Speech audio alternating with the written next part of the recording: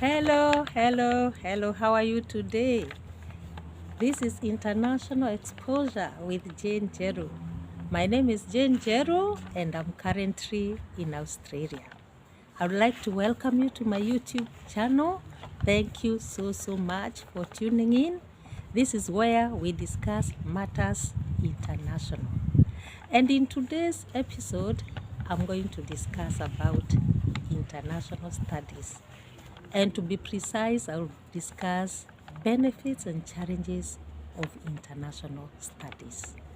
The reason why I've come up with these topics in this channel is because I've been receiving a lot of inquiries from many of you, parents and also students. They want to understand how they can acquire international qualifications, how they can attend international universities.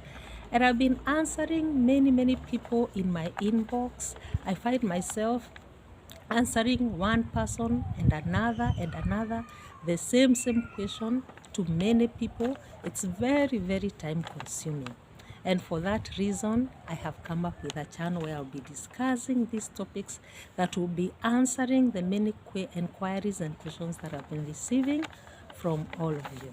So today let's discuss about international studies. This is a very good thing. Let me start by saying that international qualifications always put someone on a higher level than they were before. Why? You know the times we are living in. Very interesting times. You have always heard it said that the world has become a global village. But let me say that this has never been as true, as real as it is today. The world is surely a global village. Today we are living in the world of internet explosion. We are living in a world where connectivity, communication from one part of the world to another is just so easy. And for those who want to take advantage of that, you can develop yourself in career and in business. So having said that, let me say the greatest benefit of international qualifications is being globally recognized. You see, international qualifications are globally recognized as compared with locally attained qualifications. If you attain your qualifications locally, then you'll be only accepted or most probably employed within that locality. But when you attain international qualifications, you become globally recognized. You can work in any part of the world, and we are living at very interesting times where actually employers are ready to employ people who will work even from the comforts of their own homes. We have people who are working. You don't have actually to move from your own country in order to work for an institution or an organization that is outside your country. People are working from the comforts of their homes and the comfort of their countries, and they are working for institutions that are so far away, so far outside of their countries or even their continents. So that's the advantage or the benefit of having international qualification. And the other thing I would say is that once you attain international qualifications or international studies, you become very flexible. There is that flexibility where you study and you work at the same time. You know, when we were studying, we would study, do exams, just study and study again, you know. But when you are doing international studies, you work and you study. So you have an opportunity to grow your finances, even getting finances to pay for your studies. And that's a good thing. At least you do both, and you find yourself, you find you are helping yourself financially with what you are able to acquire through working. And the other, good benefit of international studies that you find yourself living in that beautiful country which you would want to. Those are the beautiful countries you'd like to live in. You can live in as you study, because when you go to study there, then you are also living there. So you can be in those beautiful places that you have always maybe desired to see or to be in. Yes, and that's good. That's what international studies do. And again, now maybe I can also discuss the challenges, because every coin has two sides. And one of the greatest challenges of international studies is cost. It's expensive. And that we will also look at various ways of mitigation. It's expensive because you have to pay for the tuition fees, you have to pay for the living expenses, and you have to pay for many other expenses that come with being outside your country.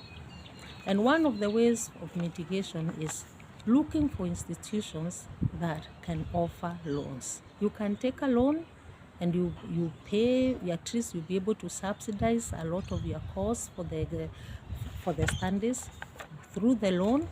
And the other thing is that you can also work. As I have said, with international studies, you work and you also study. So you can work and raise fees for yourself, or raise living costs, or living expenses, as you get the fees from elsewhere. So that is how you mitigate the issue of costs. And the other challenge also of international studies is isolation. You see, if you leave your country, you leave your family, you leave your relatives, your friends. No one who doesn't miss their friends and relatives, Once you are outside your country, you are about to miss them. Okay, there are instances when people even bring their spouses for studies. That's good. So you won't miss them if you can go with them, if you can live with them as you study. And but again, there are others also who have family members where in those other countries where they have to go to study. That's also good. You can have at least some of your family members, but literally not everyone is usually in that position.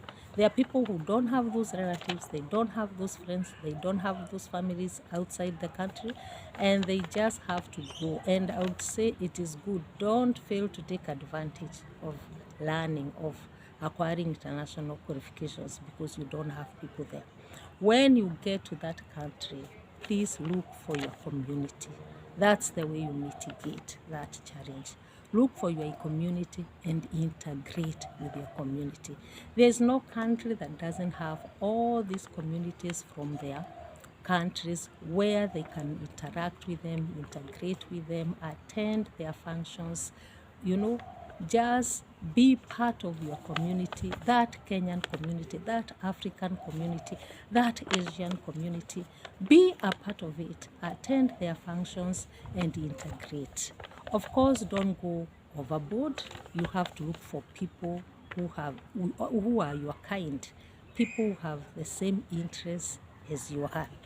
If it's about your faith, look for people whom you share your faith.